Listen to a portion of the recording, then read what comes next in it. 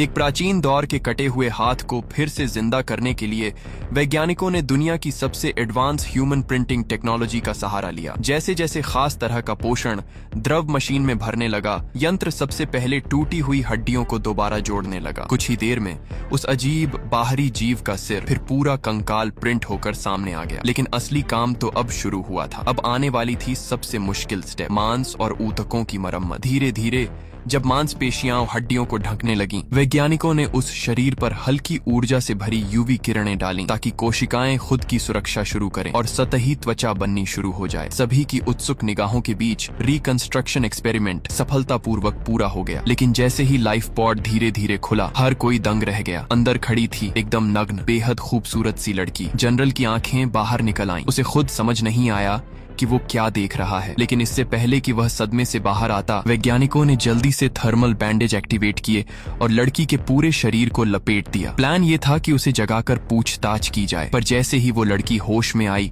और खुद को उस ग्लास पॉड में कैद देखा, वो घबराहट में पागल सी हो गई। मुंह से वो कोई अनजान अजीब भाषा बोल रही थी जिसे कोई नहीं समझ पा रहा था। जब तय हो गया कि ग्लास अंदर से तो नहीं टूट सकता, जनरल पहचान कार्ड लेकर उसके करीब पहुंचा और बोला, अगर बाहर आना है तो इंसानों से बात करना सीखना होगा। लेकिन उसकी बात खत्म भी नहीं हुई थी कि लड़की का चेहरा अचानक बदल गया। वो जनरल को जंगली दरिंदे की तरह घूरने लगी और गरज पड़ी। एक ही झटके में जनरल को ढेर कर दिया, उसका कार्ड छीना और ग्लास चैम्बर खोलकर बाहर निकल आई। आसपास का माहौल देखते हुए वह जल्दी ही एक वेंटिलेशन डक्ट ढूंढती है और वहां से भाग निकलती है। लेकिन उसे नहीं पता था कि मानव सभ्यता अब कितनी आगे बढ़ चुकी है। वह नजारा देखकर ही सन्न रह गई। उड़ने वाली टैक्सियों से भरा आसमान, हाईटेक ट्रैफिक जो हवा में तेजी से दौड़ रहा था, वह एक ऊंचे प्लेटफॉर्म पर आकर अटक गई। जरा सी गलती और सीधा मौत। इतने में पुलिस भी पहुंच गई और उसे घेर लिया। मजबूरी में उसने जान दांव पर लगाते हुए सीधे नीचे छलांग लगा दी। सोचा, इतनी सारी उड़ने वाली गाड़ियां हैं, कोई तो उसे पकड़ लेगी। और सच में एक फ्लाइंग टैक्सी से वो जा टकराई। ड्राइवर इतने जोरदार तरीके से डर गया कि लगभग कंट्रोल खो बैठा। कड़ी मशक्कत के बाद वह कार को किसी तरह स्थिर करने में सफल हुआ। गुस्से में पीछे मुड़कर उसने जो देखा, उसकी आंखें ठिठक गईं। लड़की की खूबसूरती ने उसका गुस्सा एक सेकंड में ठंडा कर दिया। ड्राइवर का नाम था कॉर्बन। पहले एक बेहतरीन युद्धपोत अधिकारी था, लेकिन रिटायरमेंट के बाद उसकी बर्मी बीवी ने उसे कंगाल कर छोड़ा। अब टैक्सी चलाकर पेट पालता था। लड़की को देखकर उसे लगा मानो ऊपर वाला खुद उसके लिए कोई तोहफा भेज रहा हो। वह चिंतित होकर पूछता है, तुम ठीक हो ना? लेकिन लड़की तो किसी और ही दुनिया की भाषा बोल रही थी। बाडा बूम, बिग बिग बाडा बूम। बातें ऐसी कि कोई अर्थ ही नहीं निकल रहा। मजेदार बात, ये भाषा असल में डायरेक्टर ने खुद बनाई थी और शूट के आखिरी दिनों में मिला जोवोविच और डायरेक्टर इसी भाषा में बात कर लेते थे। तभी अचानक फेडरल एजेंट टैक्सी तक पहुंच जाते हैं। कहते हैं अंदर एक गैर कानूनी पैसेंजर है। पहले तो कॉर्बन झंझट में नहीं पड़ना चाहता, दरवाजा खोल देता है। लेकिन जैसे ही लड़की की आंखों में आंसू देखता है और उसका मासूम डर, वह पिघल जाता है। सोच समझकर वह बड़ा फैसला लेता है, भागने का। वह टैक्सी को मोड़ता है और सीधे एक सुनसान पुरानी बिल्डिंग की ओर चला जाता है। तेज चढ़ाई लेते ही पीछे वाली पुलिस कारें भिड़कर टूट जाती हैं। मुश्किल से पीछा छुड़ाया ही था कि सामने दर्जनों पुलिस गाड़ियां फिर से रास्ता रोक लेती हैं और गोलियों की बरसात शुरू कर देती हैं। जान बचाने के लिए कॉर्बन टैक्सी को शहर के निचले हिस्से की गरीब बस्तियों में ले जाता है। आखिरकार पीछा छूट जाता है। सुरक्षित जगह पहुंचकर वह लड़की से पूछता है, तुम रहती कहाँ हो? लड़की बस इतना बोलती है, अमिताभ अमिताभ। उसकी टूटी फूटी भाषा में यही निकला। डांटा मिलाने पर कॉर्बन उसे एक पादरी फादर विटो के घर लेकर जाता है। फादर लड़की की बांह पर बने रहस्यमय प्रतीक देखकर तुरंत पहचान जाते हैं, यह वही है, पांचवां तत्व। वह कॉर्बन से कहते हैं, इसे प्यार से जगाना, मैं कपड़े बदल कर आता हूँ। कॉर्बन तो कंफ्यूज हो जाता है, लेकिन अपनी तरफ से नर्म तरीके से उसे जगाने की कोशिश करता है। यदि आप इस वीडियो का अगला भाग देखना चाहते हो